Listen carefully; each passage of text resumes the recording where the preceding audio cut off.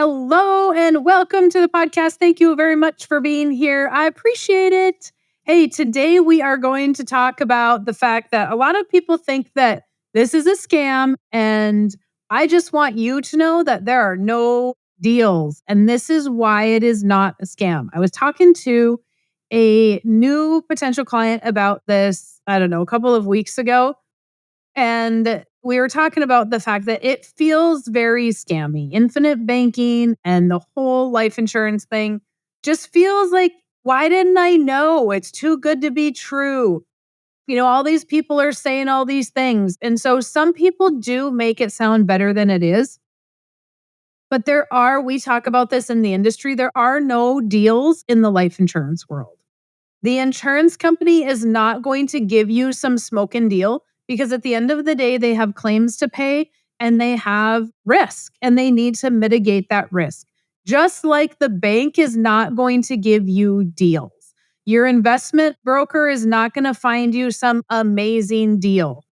And so when there is some stuff that really is too good to be true, it's too good to be true. This just does not happen to be one of those things. So let's talk about it. But before I get there, if you guys are not listening to the Farming Without the Bank podcast, go to that podcast and listen. Download it, subscribe to it, whatever it is that you do with podcasts. Subscribe to it and listen to that one because I have 10 IBC myths over there that I am busting some myths and I am not repeating podcasts. So go over there, listen to that one. It is not all farming related, my friends. And so I have 2 podcasts, which is just a lot of work. However, they are both relevant. All right, let's talk about these deals. And so many people think, oh, well, I'm going to borrow money and then I don't have to pay that back. That's a smoking deal, right? No, it's not. That's not how it works. You have to, when you borrow money, you have to at least pay the interest.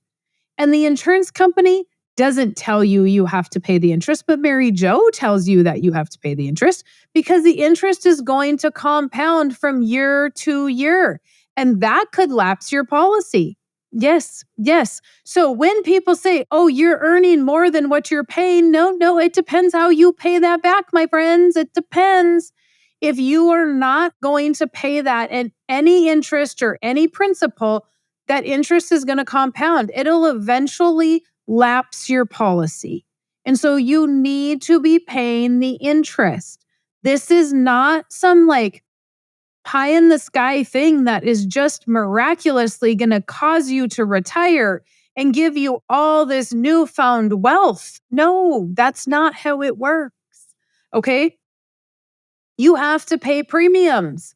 I don't know how many people message me and they're like, hey, well, so I can just pay my premium once, right? And then I never have to pay premium again. First of all, why do we want to do that? If the money is compounding, why don't we want to keep paying premium? You have to pay premium. You can't just not pay the premium. And just having a policy in itself does not, like I said, create all this wealth.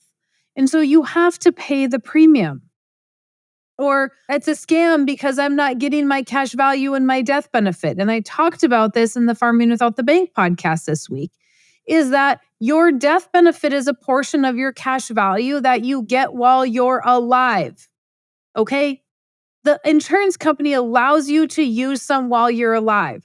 So many people are like, well, why is it doing that? How can they do that? They're just allowing you to use some of your death benefit. And so you have to be responsible with that. That's not just free money. So many people want to label this as a scam, and some people do, the talking heads.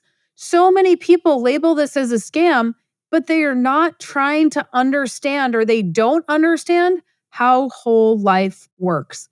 They don't understand the infinite banking concept. I actually got an email from a potential client this week that said, oh, we talked to our financial advisor and he sent us this Dave Ramsey video.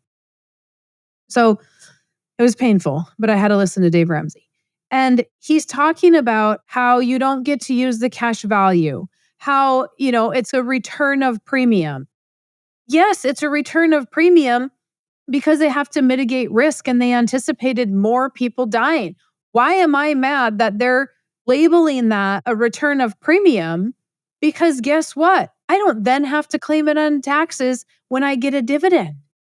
That's not anything that I have to claim.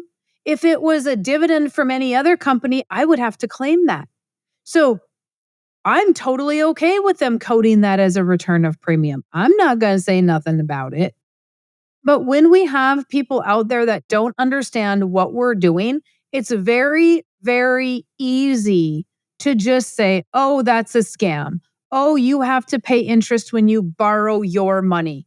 For the love of Pete, it's not your money that you're borrowing. That is why you're paying interest, Mr. Ramsey, because you're borrowing the life insurance company's money and your money stays in there earning uninterrupted compound interest. It's how it works. And so many people just cannot quite get their head around that why would it work that way? Because that's how the product is made. It's how they've sold it. It's how it's worked for 200 years. Why would we fix it if it's not broken? Right? We tried to fix something that wasn't broken and we called it universal life. And then we called it variable universal life. And then now we call it indexed universal life. And they all are crappy. But the one that remains true is whole life. So if you are talking to somebody or if you've come across this and you're like, oh man, this is a scam. I get it. I get it because I was there. I also thought that this was a scam, but I did my due diligence and I dug in to figure out exactly how it works. So then I can determine, no, that this is not a scam. This is true and there are no deals. This is the real thing. If you're going to borrow money, you're going to pay interest. You need to pay premium. Okay. All of those things are very, very true. And it makes this thing legit. But so many people are trying to make it about something that it's not. If you have not read Nelson Nash's book, Becoming Your Own Banker, go get the book. Like, I don't know what you're waiting for. If you've been listening and you haven't gotten the book, maybe you're scared to read some more. I don't know. But go grab Nelson's book, Becoming Your Own Banker. Not just my books, but his book. And then try to find as much stuff as you can. If you're finding contradictory information to what I'm saying, send it to me. I'm happy to answer the questions about what is true and what is not true. If I don't know the answer to it, I'm going to find the answer to it. But we cannot continue to be spreading misinformation because at the end of the day, that's hurting somebody that could be getting ahead financially. All right, guys, let me know. That's all I have to say today. It's a pretty short one. Let me know if you have any comments, questions, concerns, and I am happy to answer those. Otherwise, go to withoutthebank.com and grab your book. All right, you have a fantastic rest of your day.